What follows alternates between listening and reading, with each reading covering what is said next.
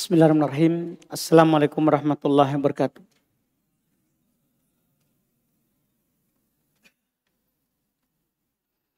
Innal hamdalillah nahmaduhu wa nasta'inuhu wa nastaghfiruh wa na'udzu billahi min syururi anfusina wa min sayyiati a'malina.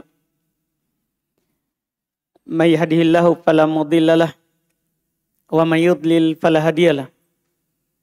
Asyhadu an la ilaha illallah wahdahu la syarikalah wa asyhadu anna Muhammadan abduhu wa rasuluh sallallahu alaihi wa ala alihi wa ashabihi wa man tabi'ahum bi ihsan ila yaumiddin, amma ba'd.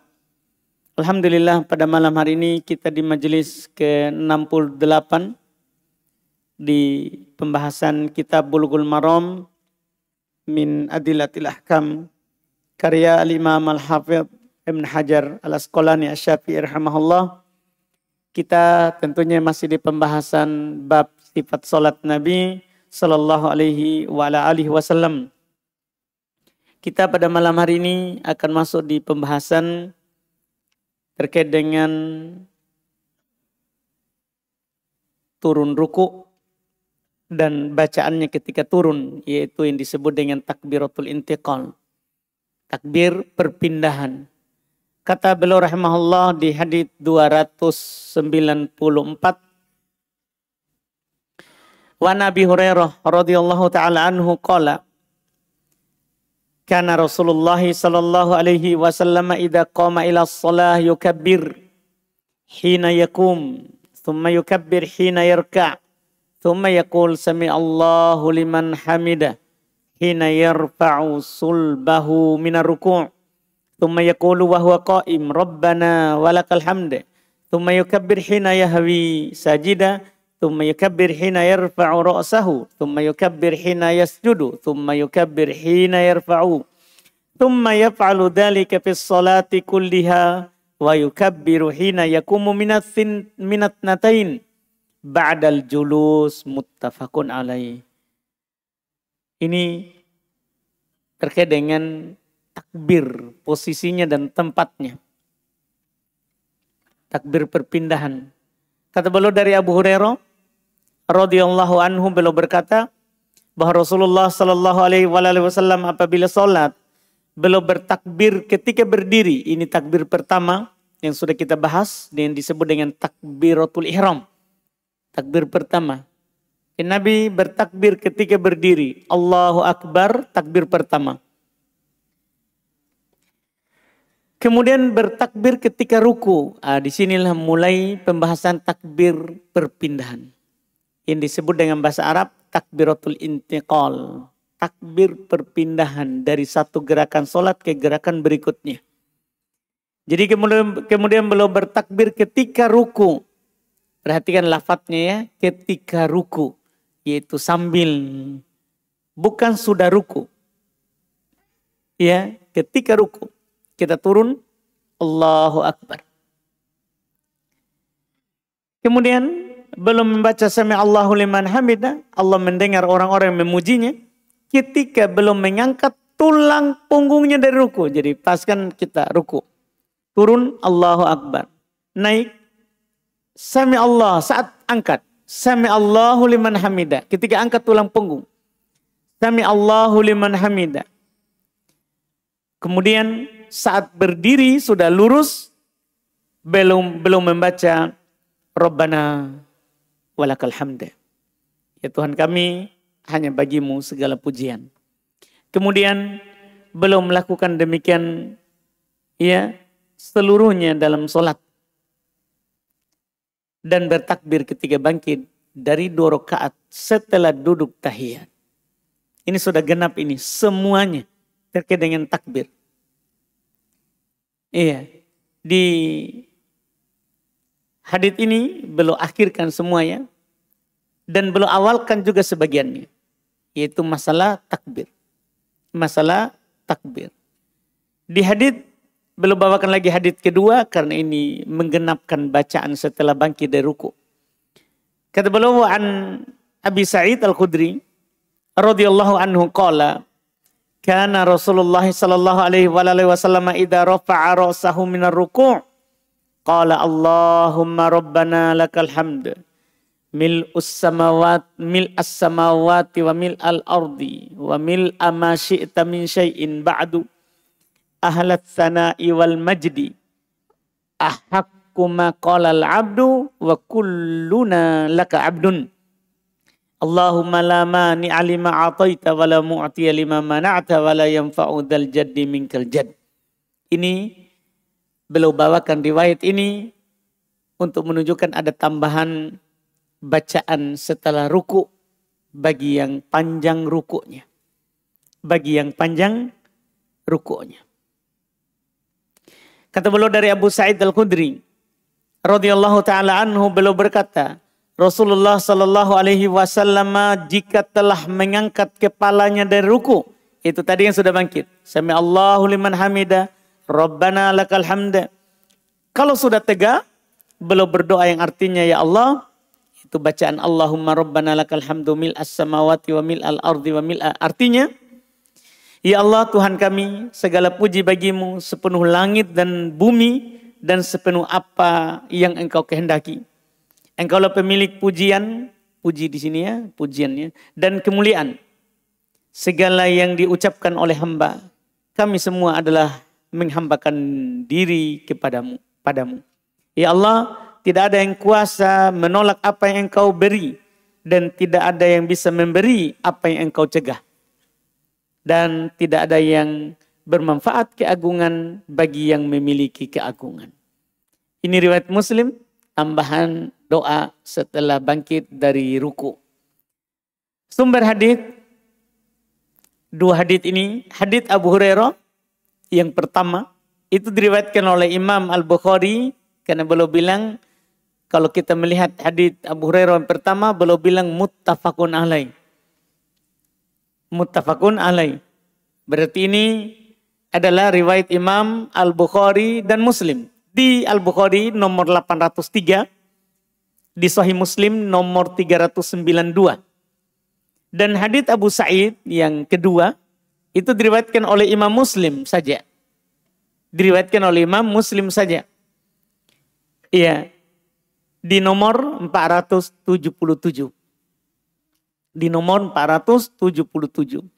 Derajat dua hadits tentunya sahih, tidak diragukan karena Bukhari Muslim.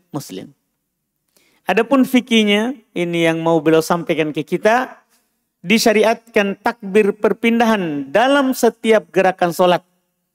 Kecuali ketika bangkit dari ruku, itu saja.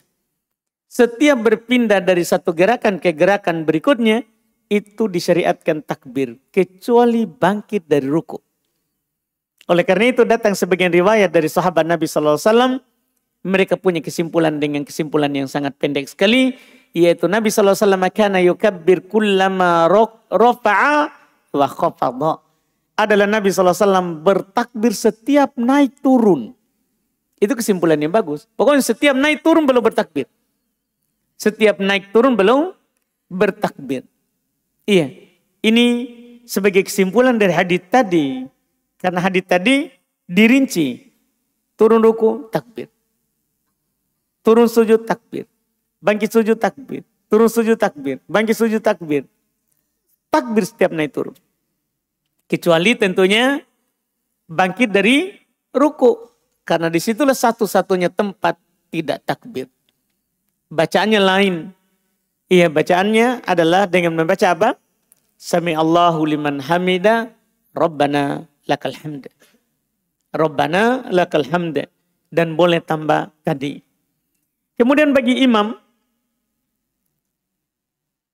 fikih kedua, bagi imam mengucapkan tasmi' dan tahmid ketika sholat berjamaah ini.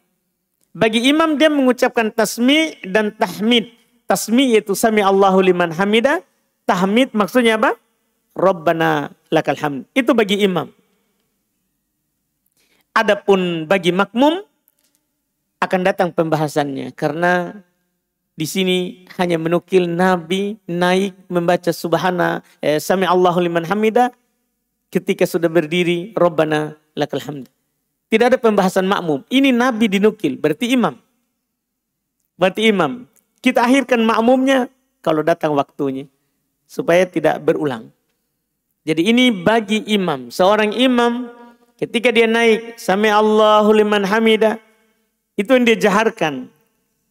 Setelah sudah naik dia baca Rabbana lakal hamd, tidak dia jaharkan ke makmum. Tidak dijaharkan ke makmum, tapi dia baca. Jangan sampai tidak membacanya. Dibaca. Ini bagi imam. Iya. Kemudian fikih ketiga, disunahkan membaca doa yang ada dalam hadits setelah tasmi' dan tahmid. Siapa yang menghafal doa tadi itu sunnah hukumnya. Tidak wajib melanjutkan dengan doa yang ada di riwayat Muslim ini. Allahumma rabbana lakal hamd. Dan ini bukan berarti kita ulang itu ya. Yang rabbana lakal hamdnya. Rabbana lakal hamd itu punya 4 bacaan. Punya 4 bacaan. Bisa Rabbana lakal hamd. Bisa Rabbana walakal hamd. Pakai wawu. Walakal hamd. Boleh pakai Allahumma di awal. Allahumma Rabbana lakal hamd. Allahumma Rabbana walakal hamd. 4 bacaan. Semua itu sahih. Jadi jangan sampai kita ini yang tadi Rabbana lakal hamd. Ini Allahumma Rabbana lakal hamd. Kita kira itu enggak tambah lagi 2 kali, jadi sehingga antum bangun ruku sami Allahu liman hamidah Rabbana lakal hamd Allahumma Rabbana lakal hamd lagi, enggak, langsung saja sambung mil as-samawati wa mil as-samawati wa mil al-ard wa mil ma syi'ta min syai'in ba'du ahlat tana'i wal majdi ahakku ma qalal abdu wa kulluna laka abdun Allahumma la mani'a lima ataita. Ini kalau panjang ya. Kalau imam langsung sujud, jangan dibaca ini. Karena nanti kita terlambat. Karena bacaan lanjutan setelah Rabbana lakal hamd ini sunnah. Jangan sampai kita membaca ini sunnah dan kita luput wajib ikut imam. Luput wajib ikut imam. Iya, ini di sholat sendiri atau di sholat yang nanti rukunya berdiri dari ruku adalah lama, misalnya sholat malam. Iya, ini yang dibaca. Ini yang dibaca. Iya, dan ini sekali lagi hukumnya adalah disunahkan, dianjurkan bagi kita yang sholat untuk membacanya. Selesai masalah takbir dan bangkit dari ruku. Kemudian berikutnya lagi, hadis 296.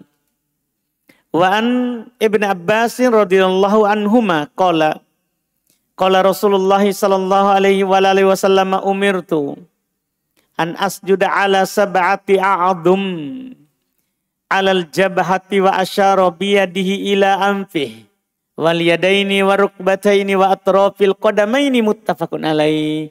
Ini sudah masuk di dalam pembahasan sujud.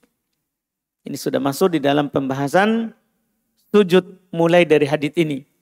Ruku selesai.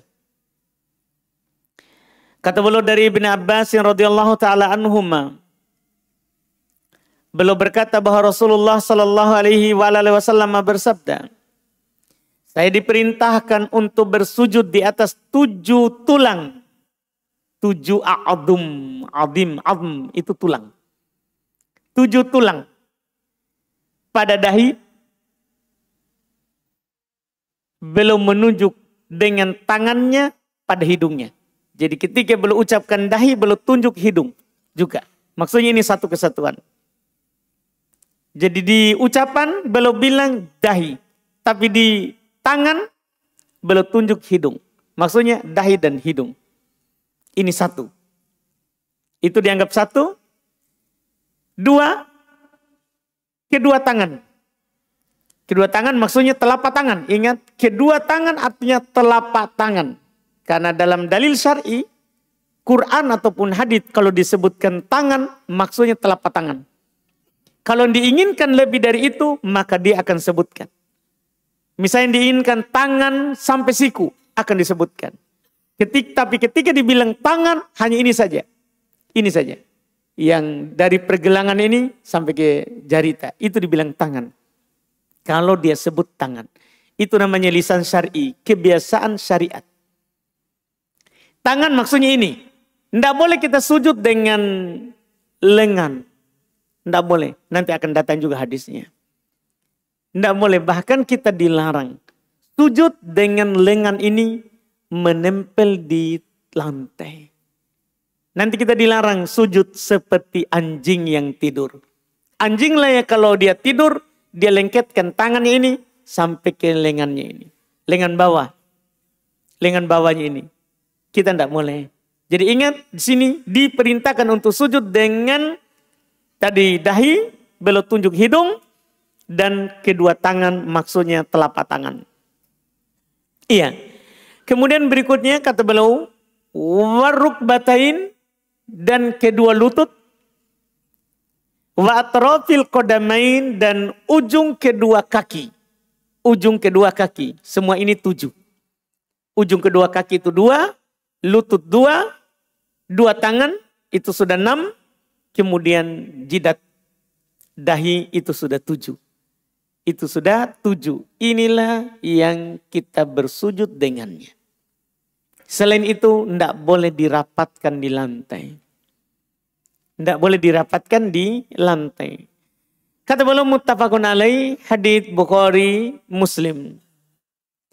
Sumber hadits langsung, hadits Ibnu Abbas diriwayatkan oleh Imam Al-Bukhari di nomor 812 dan Muslim di nomor 390. Derajat hadits sahih. Fikih hadits sangat sederhana. Ini hadits bagaikan matahari di siang bolong atau bagaikan api di atas puncak gunung. Maksudnya terang dan jelas. Terang dan jelas. Itu yang dibahasakan oleh para ulama kita.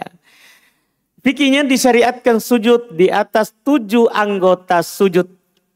Jidat termasuk hidung, kedua telapak tangan, kedua lutut, kedua ujung jari kaki. Kedua ujung jari kaki. Saya rasa ini sangat jelas ya. Hadits ini. Iya, sangat jelas. Berikutnya lagi. Masih di sujud. Kata beliau rahimahullah di hadits 297. Wa an Ibn Buhainah radhiyallahu anhu qala anna an-nabiyya sallallahu alaihi wasallam kana idza shalla farraja baina yadayhi hatta yabdu bayadu ibtayhi. Muttafaqun alaih. Masyaallah. Kata beliau dari Ibnu Buhainah radhiyallahu taala anhu, kurang ini ya, enggak ada radhiyallahu anhunya, nanti kita tambah insyaallah. Bahwa Rasulullah sallallahu alaihi wasallam apabila sholat belum merenggangkan kedua tangannya hingga tampak putih kedua ketiaknya. Iya, ini sunnah pada ini tangan. Disebut oleh para ulama disunnahkan bersayap. Disunnahkan tangan itu bersayap. Itu kanan ke kanan, kiri ke kiri. Iya, muttafaqun alaih. Nanti kita lihat hadis berikutnya lagi karena masih sama tentang sujud, posisi tangan. Wa an al-Bara ibn Azib radhiyallahu anhuma qala Rasulullah sallallahu alaihi wasallam idza sajadta fadha' kaffaik. Ini yang lebih jelas tadi yang saya terangkan. Warfa' mirfaqaik. Masya Allah. Rawahu Muslim. Kata beliau dari Al-Bara ibn Azib. Dari Al-Bara ibn Azib. Radhiyallahu anhu. Beliau berkata bahwa Rasulullah sallallahu alaihi wasallam bersabda, apabila engkau sujud, letakkanlah kedua telapak tanganmu. Jadi kalau kamu sujud, ini rincian yang sangat bagus sekali. Kalau kamu sujud, letakkan kedua telapak tanganmu di lantai. Dan angkatlah kedua sikumu. Sebagian orang, ini perintah ini. Sebagian orang kalau sujud dari ini telapak tangan sampai ke siku, melantai. Padahal kata Nabi, telapak tanganmu saja yang diletakkan. Angkat sikumu. angkat siku. Iya, ini hadits yang ketiga. Karena ini lumayan dia hadits ada beberapa riwayat yang belum sebutkan untuk masalah ini. Hadis ketiga, Wa Wa'il bin Hujr radhiyallahu anhu qala anna Nabiy sallallahu alaihi wasallam kana idza raka'a farraja baina asabi'ihi wa idza sajada dhamma asabi'ahu. Rawahul Hakim. Masyaallah.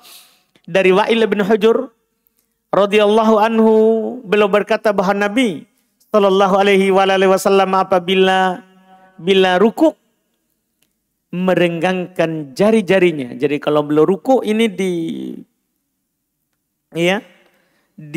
lutut itu jarinya direnggangkan, dipegang begini lututnya.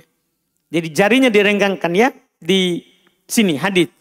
Jarinya direnggangkan, tidak disatukan di lutut. Ini saat ruku, di lututnya jarinya tidak disatukan begini, tapi direnggangkan. Direnggangkan pas di lutut. Pas di lutut. Kemudian wa idza sajada, sementara kalau belum sujud, dhamma asabi'ahu, belum merapatkan jarinya. Jadi kalau sujud tidak begini. Tidak direnggangkan, tapi dirapatkan. Jadi jari ini kalau sujud kita rapatkan begini. Hadap kiblat. Hadap kiblat. Kalau ruku merenggangkan. Renggangkan. Karena disunahkan dalam ruku, tangan itu dikokohkan ke lutut. Ditekankan ke lututnya. Itu tangannya, jarinya. Sehingga direnggangkan. Ini juga hadits jelas ini kita lihat dulu. Sumber hadits. Hadits Abdullah ibn Buhaina yang pertama. Itu diriwayatkan oleh Imam Al-Bukhari di nomor 807. Dan Muslim 415. Hadits Al-Bara diriwayatkan oleh Imam Muslim di nomor 494. Dan hadits Wa'il ibn Hujr paling terakhir diriwayatkan oleh Imam Al-Hakim di jilid 1 halaman 227. Derajat 3 hadits. Kedudukannya hadits Abdullah bin Buhaina dan Al-Bara tentunya sahih karena Bukhari Muslim. Adapun hadits Wa'il ibn Hujr dhaif. Yang tadi itu rincian yang kita praktekkan tadi, direnggangkan dan dirapatkan. Itu haditsnya dhaif. Iya, dalam sanadnya terdapat Hashim ibn Bashir mudallis. Dia rawi yang mudallis dan telah meriwayatkan dengan an-ana serta tidak mendengar dari Asim bin Kulaib. Itulah yang membuat di haditsnya dhaif. Keterangan yang menggabungkan antara ruku dan sujud. Tapi sebenarnya walaupun hadits ini dhaif, di sana ada keterangan yang terpisah. Ada keterangan yang terpisah bahwa jari itu dirapatkan ketika sujud dan direnggangkan ketika ruku. Sebentar kita lihat dulu fikihnya. Fikih hadits disunahkan untuk menjauhkan lengan dan siku dengan lantai tempat sujud. Bahkan terlarang untuk menghamparkan lengan ke lantai. Itu harus kita hati-hati di sini. Masalah lengan kita ini saat sujud. Karena Nabi sangat jelas mengatakan warfa' mirfaqoik. Angkat kedua sikumu. Perintah. Dianjurkan oleh Nabi Sallallahu Alaihi Wasallam. Dan di hadits lain dalam riwayat Imam Al-Bukhari dari Abu Humaid As-Sa'idi, Nabi kata Abu Humaid As-Sa'idi, idza sajada, Nabi kalau sujud wada'a yadaihi ghairu muftarish. Nabi kalau sujud belum meletakkan, tidak iftirash. Meletakkan kedua tangannya tidak iftirash, tidak dihamparkan ke lantai. Itu Nabi. Berarti ada secara praktek dan secara ucapan dari Nabi kita Muhammad sallallahu alaihi wasallam. Kemudian fikih kedua, disunahkan telapak tangan di lantai tempat sujud dengan jari menghadap ke kiblat dan dirapatkan. Jarinya ia dihadapkan ke kiblat dan dirapatkan. Hadits ini, ya, hadits yang ada di hadapan kita tadi, ya, adalah hadits yang dhaif. Hadits yang dhaif sebenarnya cuman khusus masalah jari ketika sujud itu ada riwayat yang hasan dari Al-Imam Al-Baihaqi dari sahabat yang sama Al-Bara' bin Azib. Beliau berkata istaqbala bikaffaihi wa asabi'ihil kiblah. Beliau menghadapkan kedua telapak tangannya dan jarinya ke kiblat. Iya, ke kiblat. Dari Al-Bara' bin Azib. Iya, adapun dari Wa'il bin Hujur, iya, Wa'il bin Hujur tadi sudah ada di hadapan kita tadi, dhaif. Cuman ada juga dalam riwayat lain dari Al-Baihaqi juga, bahwasanya beliau menukil Rasulullah SAW menjadikan keduanya sejajar dengan bahunya, dan dinukil bahwa jari beliau lurus ke depan, ya. Dan itu penjelasan terpisah. Kalau tadi itu kan gabung ruku dan sujud. Di ruku dan sujud itu dhaif. Itu dhaif dari sahabat Wa'il ibn Hujur. Tapi di sana ada dalam riwayat yang lain dari Abu Humaid di Al-Baihaqi, ya, dan dari Abu Humaid juga meriwayatkan yang sama dengan Wa'il bin Hujur, sehingga kita tidak berdalil dengan hadits Wa'il bin Hujur ini yang merapatkan jari ketika sujud. Kita berdalil dengan riwayat yang beliau tidak sebutkan. Kita berdalil dengan riwayat yang penulis tidak sebutkan. Intinya walaupun hadits ini tidak sahih, kita tetap disunahkan merapatkan jari ketika sujud, dikarenakan telah sahih dari Nabi dalam riwayat Al-Baihaqi dari sahabat Abu Humaid As-Sa'idi radhiyallahu taala anhu. Ini masalah jari. Kemudian berikutnya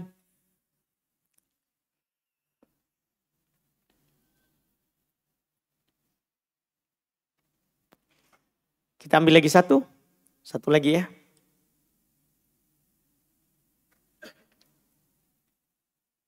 Ini sudah masuk masalah duduk di antara dua sujud.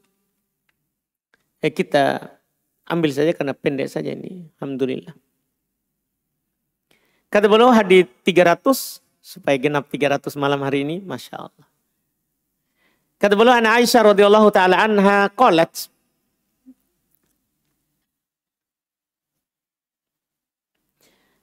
Ra'aitu Rasulullah sallallahu alaihi wasallam yusalli mutarabbi'an. Rawahu An-Nasa'i wa Sahih Ibnu Khuzaimah. Ini masalah duduk di antara dua sujud. Kata beliau dari Aisyah radhiyallahu taala anha, beliau berkata, saya pernah melihat Rasulullah sallallahu alaihi wasallam salat dengan duduk mutarabbi'a, duduk bersila. Riwayat An-Nasa'i dan dinilai sahih oleh Ibnu Khuzaimah. Sumber hadits ini diriwayatkan oleh Imam An-Nasa'i di Sunan Nasa'i Sunan Al-Kubra jilid 3 halaman 224 dan Ibnu Khuzaimah di nomor 978. Derajat hadis sahih. Derajat hadis sahih. Fikih hadits, ya, fikih hadits disunahkan bagi orang yang duduk dalam solat dengan cara iftirash pada duduk di antara dua sujud. Ini kalau ini disepakati. Akan disyariatkannya orang jika duduk di antara dua sujud itu dengan cara duduk iftirash, yaitu duduk di atas telapak kaki kiri dan menegakkan telapak kaki kanan. Itu namanya duduk iftirash. Pantat kita itu di atas telapak kaki kiri dan kaki kanan ditegakkan. Itu duduk di antara dua sujud. Tahiyat awal dan duduk pada solat yang hanya memiliki satu tahiyat. Saya ulangi, duduk antara dua sujud, duduk di tahiyat awal, dan duduk pada solat yang hanya memiliki satu tahiyat, maka disunahkan untuk iftirash. Untuk duduk iftirash. Dan adapun solat yang memiliki dua tahiyat, maka tahiyat awal iftirash dan tahiyat akhir tawarruk. Tawarruk dengan dua cara ya, dengan menegakkan telapak kaki kanan dan telapak kaki kiri masuk di bawah betis kanan atau di antara paha dan betis kanan. Mungkin paham ini? Itu yang paling susah itu ya. Boleh dua itu duduk tawarruk. Dipahami mungkin? Kalau iftirash paham semua berarti ya? Duduk di atas telapak kaki kiri, menegakkan telapak kaki kanan. Kalau tawarruk, menegakkan telapak kaki kanan dan telapak kaki kiri dimasukkan di bawah betis kanan, di bawahnya. Itu cara pertama duduk tawarruk. Cara kedua, telapak kaki kiri dimasukkan antara betis dan paha. Itu duduk tawarruk juga namanya. Itu duduk tawarruk juga namanya. Iya, dan pantat, mohon maaf, pantat sebelah kiri itu melantai. Itu melantai. Yang sebelah kiri ya, jadi nanti miring pantatnya, bukan badannya. Sebagai orang duduk miring juga badannya. Enggak, pantat saja, badan tetap lurus. Kasihan teman nanti di tetangga ikut miring. Kita bersandar padanya, enggak. Tetap lurus, tapi pantatnya kita duduk melantai. Yang sebelah kiri. Yang sebelah kiri. Dan boleh pada semua ini untuk duduk bersila. Tidak ada masalah. Ini hadits sahih. Nabi juga duduk bersila. Jadi kalau kita tasyahud awal, boleh duduk bersila. Tidak ada larangan. Iya, boleh hukumnya. Boleh hukumnya. Iya, untuk duduk bersila. Dan akan datang lagi fikih hadits ini pada pembahasan sholatnya orang sakit. Karena masalah duduk bersila ini nanti terkait dengan orang yang sholat duduk. Akan datang nanti terkait dengan masalah sholat orang yang sedang dalam keadaan sakit di bab sholatul marid wal musafir. Di bab sholatnya orang sakit dan musafir. Akan datang nanti lagi insya Allah. Kita cukupkan dulu. Alhamdulillah. Insya Allah kita lanjut lagi pembahasannya nanti di hadits berikutnya. Kita adzan dulu.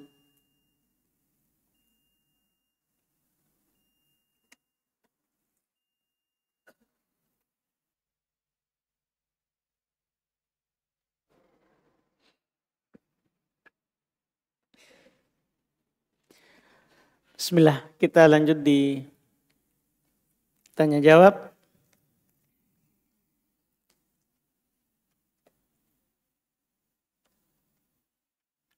Afan Ustadz, apakah benar duduk ik'a hanya dibolehkan digunakan ketika duduk di antara dua sujud? Itu yang dinukil dari hadits Ibnu Abbas yang mengatakan minas sunnah. Duduk ik'a minas sunnah itu maksudnya duduk di antara dua sujud. Iya, walaupun di sana ada yang mengkiaskannya juga dengan duduk tahiyat awal. Duduk tahiyat awal. Iya. Dan yang mengatakan antara dua sujud itu lebih cocok karena duduk antara dua sujud adalah duduk yang pendek, tidak sama dengan duduk tahiyat. Duduknya lama. Wallahu a'lam.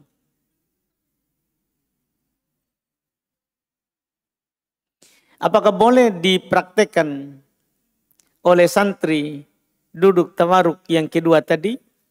Insya Allah. Sulit dilihat ini juga ya.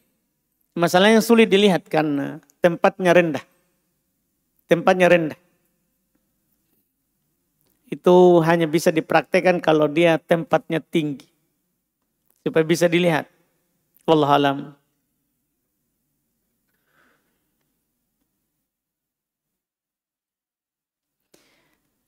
Kalau menyentuhkan siku ke paha ketika sujud, apakah dilarang juga? Kalau menyentuhkan ya siku ke paha, apakah dilarang juga? Iya, dilarang juga karena dalam sebagian riwayat yaitu Abu Humaid As-Sa'idi wa ghair qabidihima, beliau tidak merapatkannya ke pahanya. Jadi siku itu tidak dirapatkan ke lantai dan tidak dirapatkan ke paha. Tidak dirapatkan ke lantai dan tidak dirapatkan ke paha. Iya, dalam sujud. Wallahualam.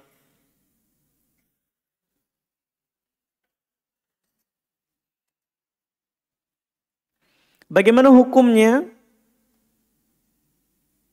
menabung emas dengan membeli emas melalui aplikasi secara online? Yang fisik emasnya bisa kita ambil setelah pembelian tersebut, atau bisa tidak diambil fisiknya dan bisa langsung dijual kembali tanpa sempat melihat fisiknya. Di dalam hadis riwayat Imam Al-Bukhari dan Imam Muslim, ketika Nabi menjelaskan beli emas itu kan ada dua bentuknya. Ada emas dengan emas, ada emas dengan selain emas. Emas dengan emas maksudnya kita pergi bawa emas, kita beli emas. Selain emas maksudnya ya kita seperti Indonesia ini, kita beli emas dengan rupiah. Ketika Nabi menjelaskan kalau emas dengan emas itu dua syarat untuk menjadikannya supaya tidak riba. Kata Nabi, ad-dhahab bid-dhahab wal fiddah bil fiddah sawa'an bisawa'in wa yadan biyadin. Emas dengan emas, perak dengan perak. Maka syaratnya dua, sama, tangan ke tangan. 1 gram, 1 gram. 2 gram, 2 gram. Itu syarat pertama. Kapan lebih? Riba fadl. Kapan lebih riba fadl? Yadan biyadin, tangan ke tangan. Yaitu kita kasih emasnya, dia kasih emas. Itu syarat kedua. Kapan tidak langsung? Riba nasi'ah. Jadi kapan kita melanggar ini salah satunya, masuk di salah satu dari jenis riba. Riba nasi'ah kalau kita diakhirkan emasnya, atau diakhirkan uangnya, emasnya, dan kita awalkan emasnya kita, maka riba nasi'ah.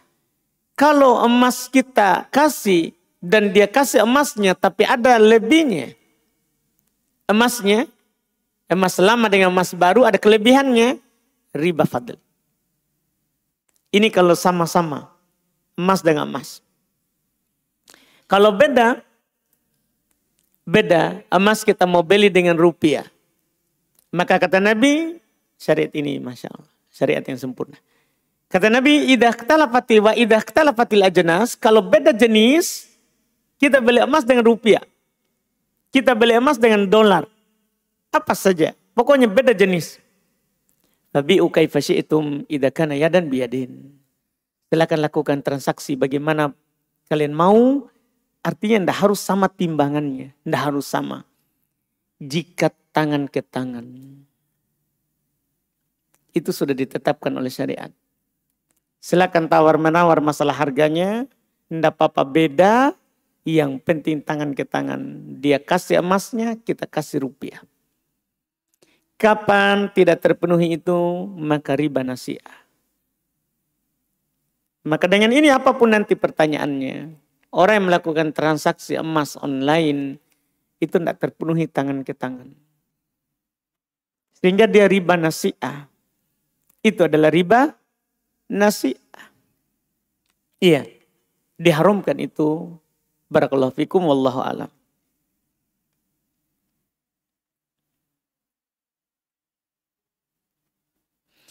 Apa hukum mencabut rambut atau semacamnya yang berwarna putih secara alami? Tidak boleh mencabut uban. Kita tidak boleh mencabut uban. Boleh mewarnainya dengan selain warna hitam. Jadi kalau kita beruban, boleh diwarnai dengan selain warna hitam. Tidak boleh dicabut. Jangan dicabut. Itu peringatan. Nanti kita mau hilangkan peringatannya. Kalau kita sudah mau mati. Tidak boleh dihilangkan. Itu peringatan. Karena kalau kita datang uban, peringatan.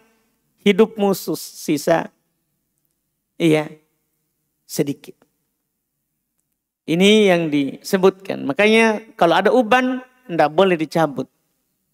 Boleh diwarnai selain warna hitam. Selain warna hitam, walhalam. Bagaimana cara menghilangkan bulu ketiak? Biar ini juga kita tanya ya. Allahu Akbar. Pokoknya. Iya. Bagaimana cara menghilangkan bulu ketiak? Dan semisalnya. Apakah dengan cara dicabut atau dipotong dengan gunting atau dicukur habis? Dan apakah bisa juga menggunakan apa ini? Vaksin, apa itu? Apa itu? Lem ya? Iya gitu ya. Baiklah. Iya. Khusus bulu ketiak. Karena sebenarnya masing-masing bulu itu ketika Nabi mengatakannya di Sunan Al-Fitrah, hadits Bukhari Muslim, Abu Hurairah, itu ada takbirnya. Iya, ada takbirnya. Bulu kemaluan itu disebut ihdad.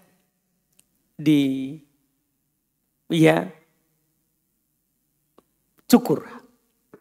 Dicukur.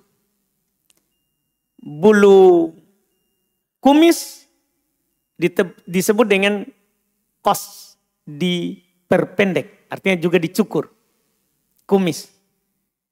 Ketika bulu ketiak, Nabi bilang, wa natful ibit. Dan mencabut bulu ketiak. Jadi bulu ketiak itu sunahnya tidak dicukur pakai gunting. Iya, sunnah untuk dicabut. Berarti tadi itu dicabut itu ya. Sunnah bulu ketiak itu dicabut. Itu sunnahnya. Tidak sunnah dipotong pakai gunting. Disunahkan untuk dicabut. Khusus bulu ketiak. Itu yang disebutkan oleh Nabi sallallahu alaihi wasallam. Allahu alam.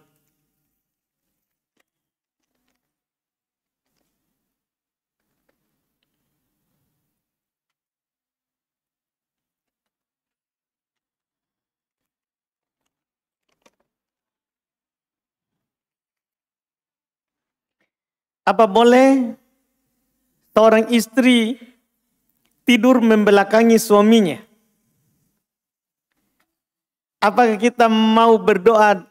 Apakah ketika mau berdoa dalam sujud kita harus bersolawat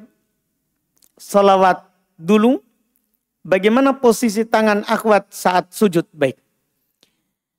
Untuk pertama, kalau masalah boleh. Cuman ya kadang kan membelakangi suami ada masalah ini ya. Iya, dikasih punggung kita. Iya, tapi kalau tidak ada masalah, iya, tidak ada aturan dalam posisi tidur antara suami istri. Ya, boleh di belakangi, boleh berhadapan, boleh atas bawah, tidak ada masalah. Bebas dia, tidak diatur. Tidak diatur itu masalahnya. Bebas suami istri. Ya, bebas mereka. Tidak diberikan aturan harus bagaimana. Harus bagaimana. Wallahualam. Karena yang diatur adalah masalah, mohon maaf, masalah berhubungan badan saja. Bahwa posisinya dimanapun harus mohon maaf, lubang depan. Apa anak muda ini? Iya. Jadi kita sebenarnya terserah. Mau lewat belakang, lewat depan, samping, kiri, kanan. Terserah. Yang penting harus di lubang tempat bercocok tanam. Dipahami ya? Sudah cukup itu? Alhamdulillah. Apakah ketika mau berdoa dalam sujud kita harus bersolawat dulu? Sunnah. Sunnah kita bersolawat dulu. Kalau kita berdoa. Iya. Memuji Allah, bersolawat kepada Nabi, baru berdoa. Sunnahnya begitu. Bukan harus. Bukan harus. Tapi sunnahnya kita berdoa adalah kita memuji Allah, bersolawat kepada Nabi. Bagaimana posisi tangan akhwat saat sujud? Ada yang membedakan. Akhwat saat sujud katanya dirapatkan di dadanya. Dirapatkan di dadanya ini sikunya. Dirapatkan ke dadanya. Ada yang membedakannya. Tapi tidak ada pendalilan. Makanya lebih banyak dari para ulama rahimahumullah menjelaskan bahwa antara laki-laki dan perempuan dalam sujud sama.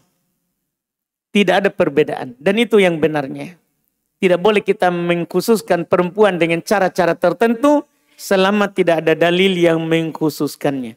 Karena asal pensyariatan sama antara laki-laki dan perempuan. Wallahualam.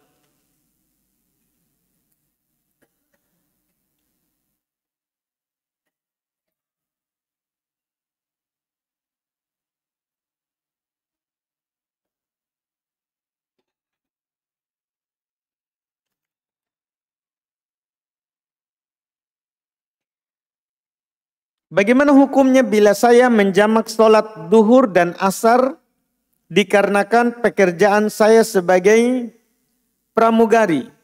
Insya Allah. Berarti saat kita safar ini ya. Begitu ya. Kan pramugari. Berarti saat dia safar ini. Sepakat para ulama tidak ada silang pendapat. Dengan dalil Quran dan hadits. Ketika seorang bersafar, dia boleh menjamak duhur dan asar. Jamak takdim atau jamak ta'akhir. Jamak takdim atau jamak ta'akhir. Dan kita pramugari berarti nanti lihat. Kalau sudah masuk waktu duhur, baru terbang. Maka duhur kita sholat, 2 rakaat, baru salam, bangkit 2 rakaat asar. Di bandara tentunya. Kalau kita berangkat sebelum masuk waktu sholat, berangkat jam 11 misalnya. Atau berangkat setengah 12 misalnya. Atau sebelum masuk waktu duhur. Maka kita boleh jamak ta'akhir. Jamak ta'akhir ketika sampai di bandara berikutnya. Karena kita tidak boleh sholat di atas pesawat kecuali darurat. Sholat wajib. Tidak boleh sholat di kendaraan. Kecuali akan keluar waktu kalau kita tidak sholat di atasnya. Mungkin kita paham ini. Misal. Kita terbang misalnya beberapa jam.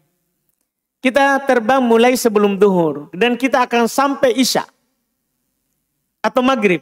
Maka darurat kita sholat di atas pesawat. Adapun kalau kita sampainya di asar. Tidak boleh kita sholat di pesawat. Wajib kita sholat di bawah kendaraan. Di darat. Apakah pesawat, mobil, ataupun kapal laut. Kapal laut juga begitu. Tidak boleh kita sholat di kapal laut. Kecuali akan keluar waktu. Misalnya Suhail dari Buton. Ke Makassar. Berapa jam Suhail? Mana Suhail? 14 jam. Paling cepat. Ini kan akan misalnya start jam berapa? Jam 9 pagi. Ya, sampai Makassar apakah sebelum maghrib? Kan begitu pertanyaannya. Kalau diperkirakan sampainya asar, sudah tidak boleh sholat di kapal.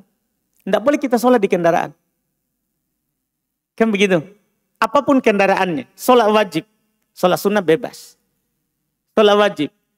Tapi kalau kita melihat bahwa akan sampai maghrib.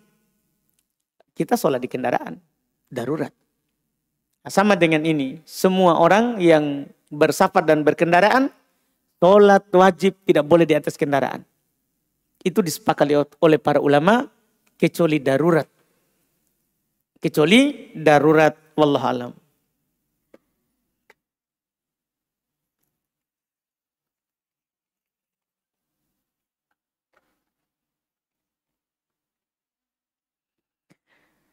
Jika kita hanya sujud satu kali, lalu langsung bangkit berdiri lagi, apakah harus menambah rakaat ataukah cukup dengan sujud sahwi sebelum salam?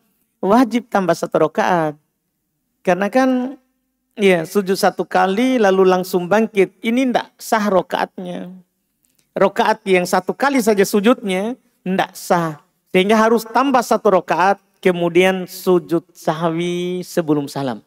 2 kali. Baru salam. Sujud sahwi sebelum salam 2 kali baru salam. Wallahu a'lam.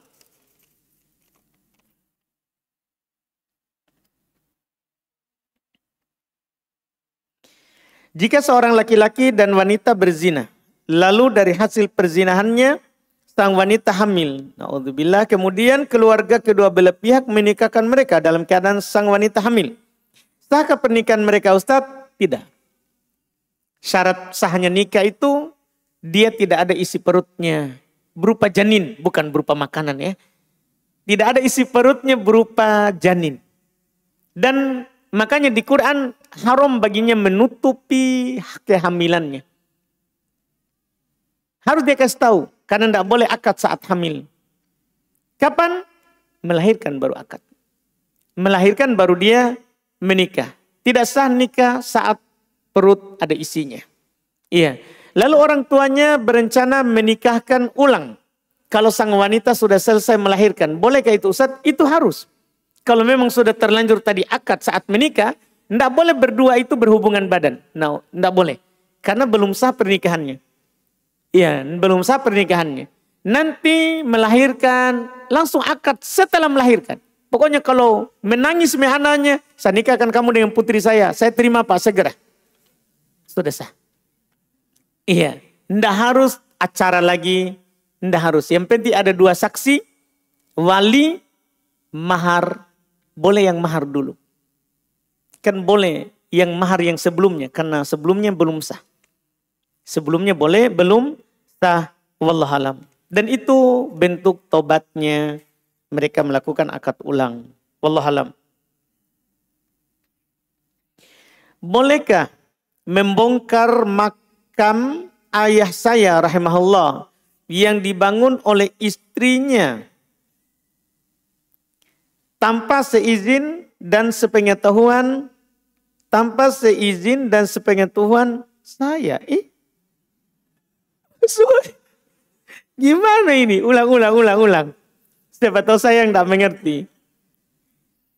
Bolehkah membongkar makam ayah saya rahimahullah yang dibangun oleh istrinya? Istri bilang lalu mamata. Ini atau istri orang lain? Oh, istri kedua. Masalah makam ayahnya baru istrinya. Kalau ibunya baru istrinya bisa tuh. Kan istri baru. Pusing saya ini. Iya. Tapi kita coba cerna dulu sedikit. Bolehkah membongkar makam ayah saya rahimahullah yang dibangun oleh istrinya tanpa seizin dan sepengetahuan saya? Oh, membangunnya mungkin ya. Membangunnya enggak ada diizin sama saya. Karena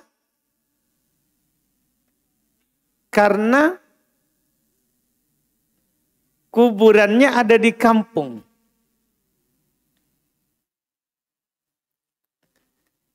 Karena kuburannya ada di kampung.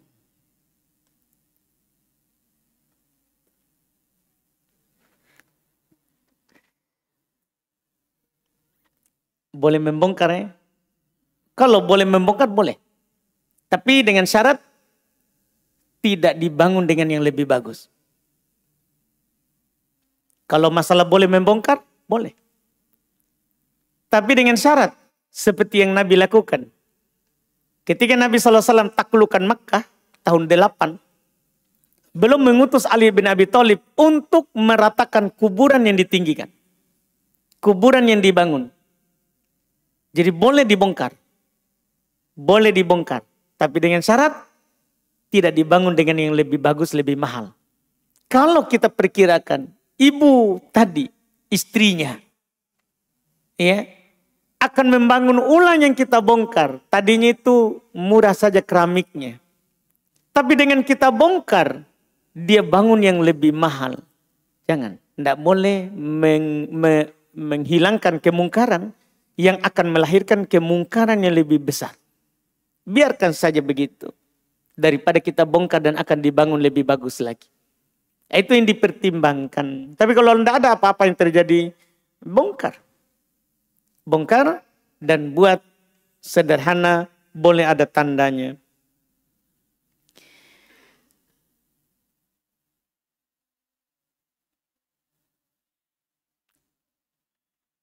Wah, ini pertanyaan kedua juga ya, agak sulit ini, saya tidak paham. Apakah berdosa seorang istri yang berbohong kepada suaminya untuk menyelamatkan rumah tangganya? Ana ditanya Ustadz tentang di masa lalu saya siapa dan lain-lain. Tapi saya berbohong dengan menyebut nama yang bukan namanya.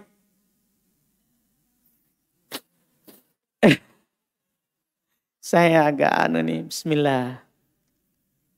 La ilaha illallah. Apakah berdosa seorang istri yang berbohong kepada suaminya untuk menyelamatkan rumah tangganya? Kalau sampai di sini sebenarnya tidak berdosa. Tidak berdosa, tidak ada masalah. Yang berikutnya lagi, ana ditanya Ustadz tentang di masa lalu saya siapa dan lain-lain. Tapi saya berbohong dengan menyebut nama yang bukan namanya. Namanya siapa itu? Iya. Sebenarnya ini masalahnya adalah kalau suami tidak perlu tanya masa lalu istri ya. Yang masa sekarang saja. Kalau kita lihat istri terbaik, biarkan masa lalunya. Biarkan masa lalunya. Tidak perlu kita cari-cari masa lalunya. Lupakan saja. Hidup saja dengan dia di masa sekarang. Iya, di masa sekarang. Tidak perlu cari masa lalunya. Di sini apakah saya berdosa Ustadz? Tidak. Kalau itu untuk menyelamatkan rumah tangga karena itu lebih berbahaya dan lebih besar, mafsadahnya. Karena kita itu di dalam syariat boleh irtikab akhafud dororoin. Boleh kita menempuh doror yang lebih ringan. Kalau ada dua doror. Jadi kita dihadapkan sekarang, kalau jujur cerai, kalau bohong tidak. Berarti ada dua doror. Doror pertama adalah cerai dan itu bahayanya lebih besar. Karena pisah dua orang, belum lagi ada anak-anak. Belum lagi ada anak-anak. Berarti dorornya lebih besar. Daripada kalau kita berbohong berarti hanya kita yang berdosa. Hanya kita sendiri yang berdosa. Maka kita menempuh dua doror dari itu yang lebih ringan.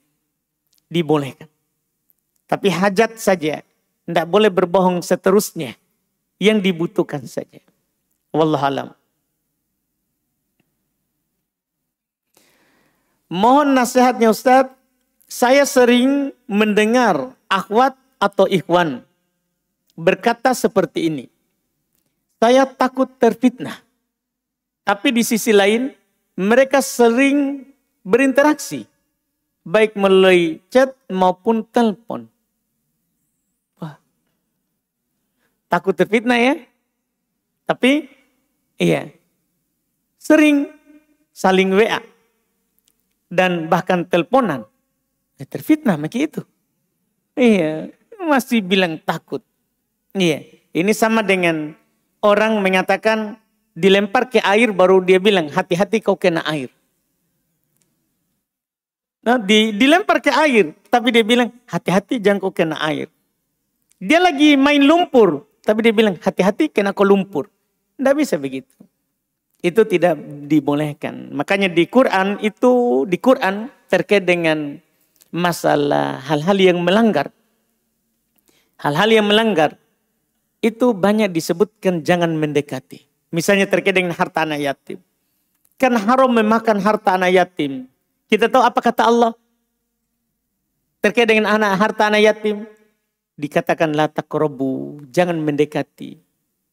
Jangan mendekatinya. Zina, jangan mendekatinya. Disebut jangan mendekati. Artinya jangan melakukan wasilah ke situ. Jangan melakukan wasilah ke situ. Karena kita akan jatuh di situ. Dan dalam hadits ini yang lebih jelas lagi ya. Hadits Nu'man ibn Bashir radhiyallahu taala anhu, ketika Nabi SAW mengatakan al-halal bayyin wal haram bayyin, halal itu jelas dan yang haram itu sudah jelas. Wa ma bainahuma umurun mustabihat. Di antara halal yang jelas ini dan haram yang jelas itu, kadang ada perkara-perkara yang masih samar. Ada perkara-perkara yang masih samar. Seperti kadang begini masalah. Kadang kan kita pacaran haram. Jelas itu. Zina haram. Jelas itu. Tapi kadang ada kita ini kan enggak pacaran cuman menasehati. Kan cuma ingatkan sholat malam. Kan tidak. Ya ibu ya. Iya. Kan cuman WA kirim poster. Cuman WA kirim poster. Iya, tapi setelah itu kasih lope. Itu masalah kan. Jadi kita alasan tak begitu. Itu kita bilang itu kan enggak pacaran. Ini yang masalah. Anggaplah itu syubhat. Kan syubhat itu kita anggap syubhat. Bukan pacaran, karena pacaran itu kan kita saling menggoda, kita saling menyatakan ini kan begitu. Anggaplah ini syubhat. Syubhat, kirim poster, kan cuma nasihat. Cuma nasihat. Itu kan paling rendahnya adalah syubhat. Terkait dengan syubhat, apa kita harus melakukannya atau meninggalkannya? Nabi bilang, wa man taraka syubhat faqad bari'a bidinihi wa irdi. Siapa meninggalkan yang syubhat, jika itu dianggap samar. Dianggap samar. Kata Nabi, siapa yang meninggalkan yang syubhat, selamat agama dan kehormatannya. Selamat agama dan kehormatannya. Dan jangan suka mengembala di perbatasan. Siapa yang bisa jamin kambing tak tidak makan di rumput tetangga? Kita dilarang oleh Nabi mengembala di perbatasan punyanya orang. Karena itu kita bisa masuk di dalamnya. Bisa masuk di dalamnya. Itu hati-hati. Wallahu alam.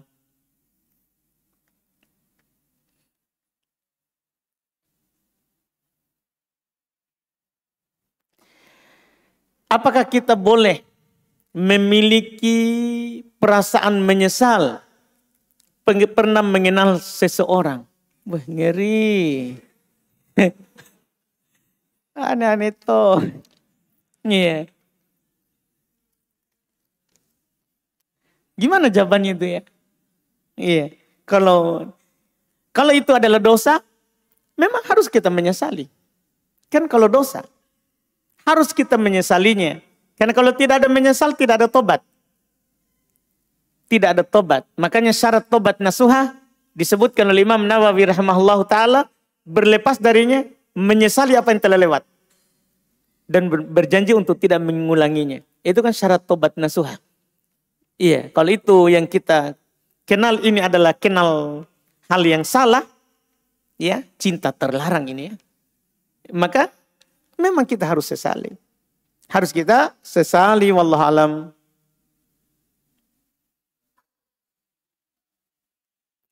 Bagaimana penamaan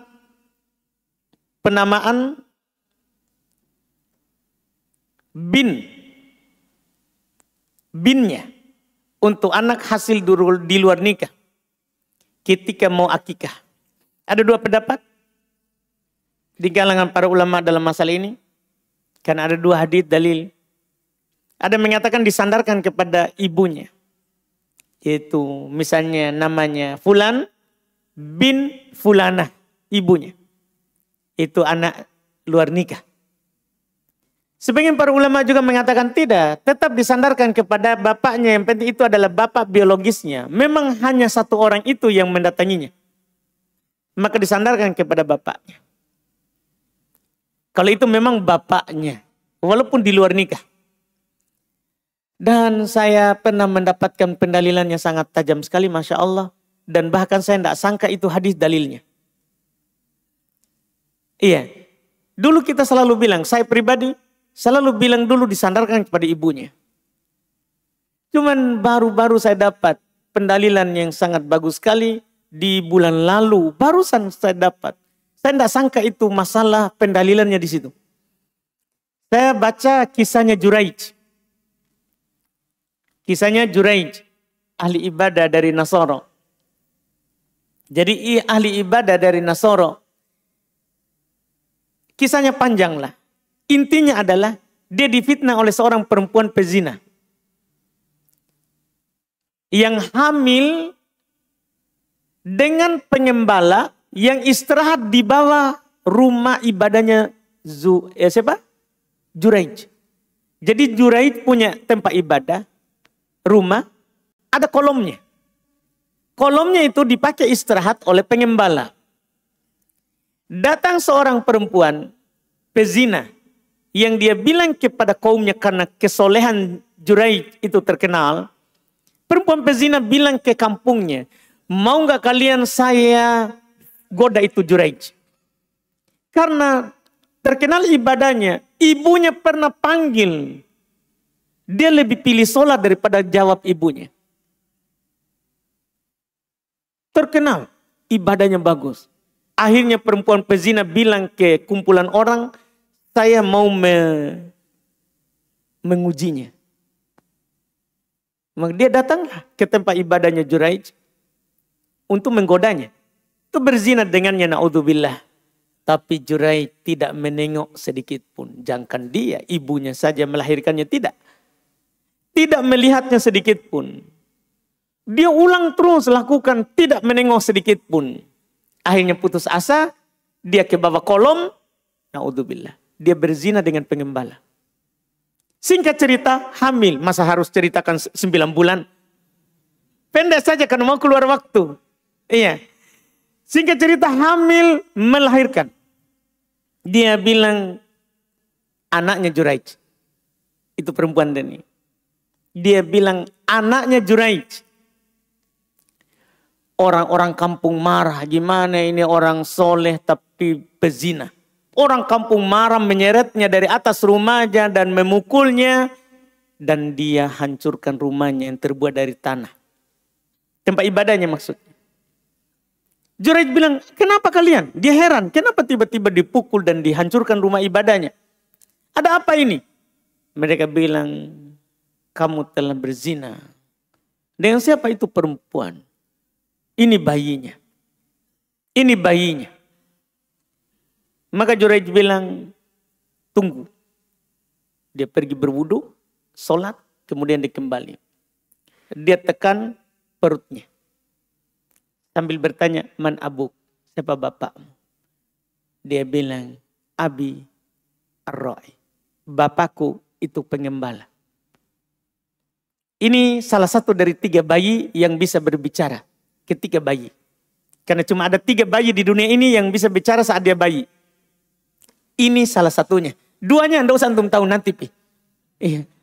Ini mau dulu. Jadi bukan di berbicaranya ini. Jadi dia bilang, siapa bapakmu? Itu pengembala. Disinilah dipakai berdalil bahwa anak walaupun di luar nikah disebutkan ke bapaknya. Ini dia bilang, dia tidak bilang bapakku ibuku. Kan dia tidak bilang begitu. Disebutkan kisah ini oleh Nabi dalam hadits Bukhari Muslim. Untuk kita ambil pelajaran. Disitulah pendalilannya. Bahwa bapak anak ini disandarkan kepada siapa? Bapaknya. Kalau memang itu bapak biologisnya. Dan itu pendapat yang sangat kuat insya Allah. Dan lebih bagus untuk menjaga nasab. Karena kalau kita setiap hamil luar nikah kita sandar kepada ibunya. Tidak terjaga nasab. Tidak terjaga nasab. Ini lebih bagus. Wallahualam. Pendapat ini lebih cocok dipegang. Wallahualam. Kita cukupkan. Alhamdulillah, mudah-mudahan bermanfaat. InsyaAllah kita lanjut lagi di pertemuan akan datang. Subhanallah, hamdik, asyhadu an la ilaha illa anta, astaghfiruka wa atubu ilaik. Assalamualaikum warahmatullahi wabarakatuh.